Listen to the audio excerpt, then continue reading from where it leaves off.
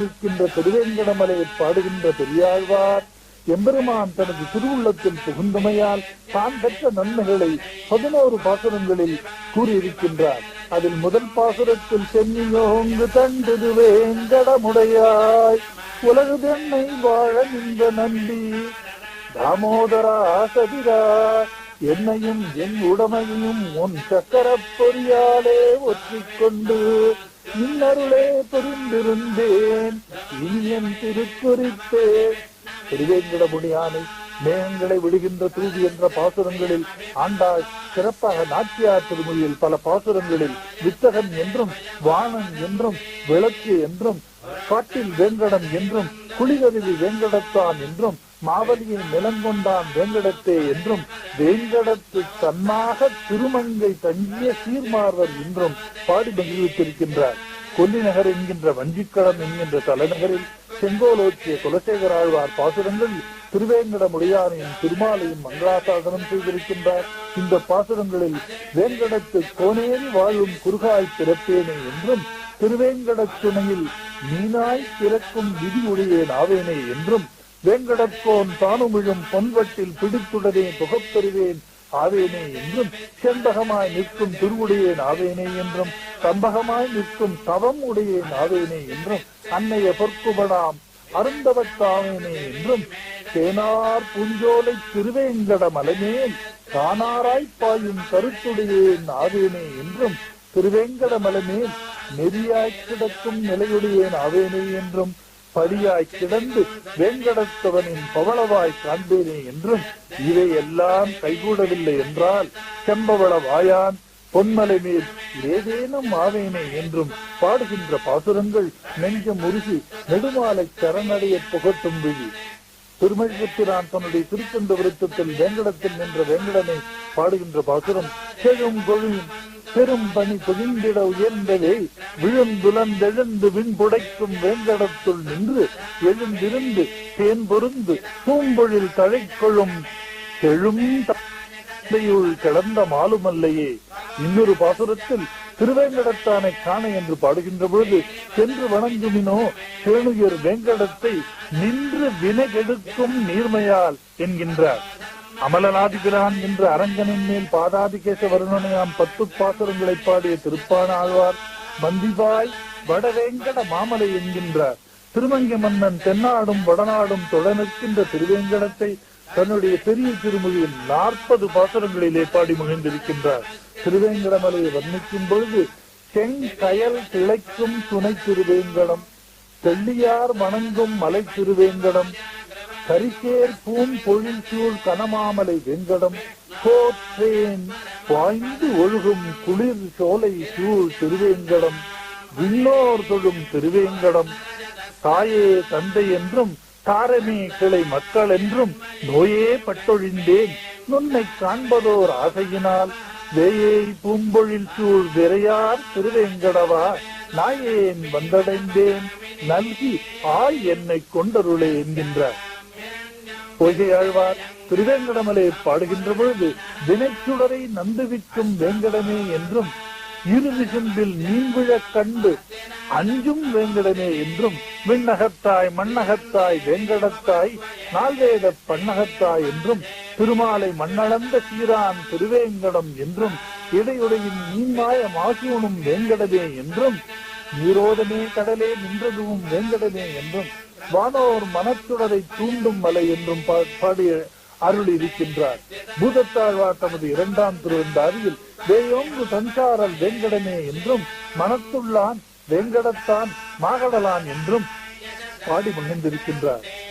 நம்மாழ்வார் அருளி செய்த ரிக்வேத சாரமாம் திருவிருத்தத்தில் தலைவன் பொருள் வயிர் பிரிதலை குறிப்பால் அறிந்த தலைவி தோழிக்கு உரைக்கும் வண்ணம் பாடுகின்ற இந்த பாசுரம் காண்கின்றனகளும் கேட்கின்றனகளும் காணில் இந்நாள் பாண்குன்ற நாடர் பயில்கின்றன இதெல்லாம் அறிந்தோம் மாண்குன்றமேந்தி தன்மாமலை வேங்கடத்தும்பர் நம்பும் தேங்குன்றம் சென்று பொருள் படைப்பான் கற்பது பின்னனவே.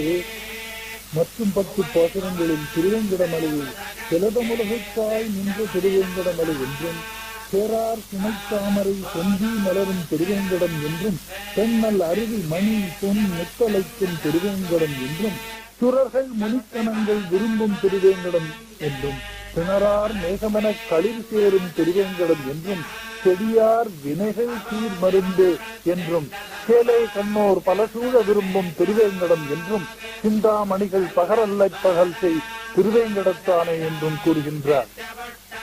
நம்மாழ்வார் திருவேங்கடமுடியானுடைய திருவடியில் நிரந்தரமாக பணிவிடை செய்ய வேண்டும் என்று பாவிக்கின்றார். அருவிகள் கலகலவென்று ஓடும் திருவேங்கடமலையில் அழகு புரிந்து சோலையாற்று சோதியுடன் விளங்கும் எம்பெருமான் தந்தை தந்தைக்கும் தந்தையாவான். அந்த திருவேங்கடமுடியானுக்கு இடைவிடாமல் எல்லா காலங்களிலும் எல்லா இடங்களிலும் எந்தவித குறையும் இல்லாதபடி பணிவிடை செய்ய வேண்டும். இப்பாசுரத்தில் திருமந்திரத்தின் பொருளை விளக்கியிருக்கின்றார். ஒழிவில் காலமெல்லாம் உடனாய் மன்னி வழுவிலா அடிமை செய்ய வேண்டும் நாம் செழிகுரல் அறிவித்திருவேங்கடத்து எழில்கொள் சோதி எந்தை தந்தை தந்தைக்கே என்று பாடி மகிழ்ந்திருக்கின்றார். தொண்டை நாட்டிலே மலைமேல் கோயில் கொண்ட மாதவன் திருப்பதி சென்னை மாநகரில் நீர்வண்ணன் நின்ற திருக்கோலத்தில் காட்சி தருகின்ற திருநீர்மலை. 2ஆம் 4ஆம் திருமொழியில் திருமங்க மன்னன் திருநீர்மலையில் கோயில் கொண்ட திருமாலை பாடுகின்ற பொழுது நின்றான் இருந்தான் கிடந்தான் நடந்தார்க்கு இடம் மாமலையாவது நீர்மலையே என்கின்றார். பின்னர் வருகின்ற பாசுரங்களில் எல்லாம் குரலாதி நிமிர்ந்தவனுக்கிடம் என்றும் நீங்கா செருவில் நிறைகாத்தவனுக்கிடம் என்றும் நீலமுகில் வண்ணன் நீரார் தேரான் நெடுமாலவன் நெஞ்சிடந்தானவனுக்கிடம் என்றும் மிக்கம் நினைவார்க்கு அருள் செய்யும் அவர்க்கிடம் நீசர் அவர் சென்று அடையாதவனுக்கு இடம் மாமலையாவது நீர்மலையே என்று பாடுகின்றார். திருமங்க மன்னன் திருநெடுந்தாண்டகத்தில் கார்வண்ணம் திருவேணி கண்ணும் வாயும் கைத்தலமும் அடியினையும் கமலவண்ணம் பார்வண்ண மடமங்கை பக்தர் பித்தர் பனிமலர் மேல் பாவைக்கே பாவம் செய்தேன் ஏர்வண்ண என் பேதை என் சொல் குழலால் எம்பெருமான் திருவரங்கம் எங்கே என்னும் நீர்வண்ணன் நீர்மலைக்கே போவான் என்றும் இதுவன்றோ நிறையழிந்தார் நிற்குமாறே. எம்பெருமான் கீழே அடிவாரத்தில் ஒருவராகவும் மலைமேலே மூவராகவும் நின்றான் இருந்தான் கிடந்தான் நடந்தான் என்ற திருப்பெயர்களில் 4 திருக்கோலங்களிலே காட்சி தருகின்றார்.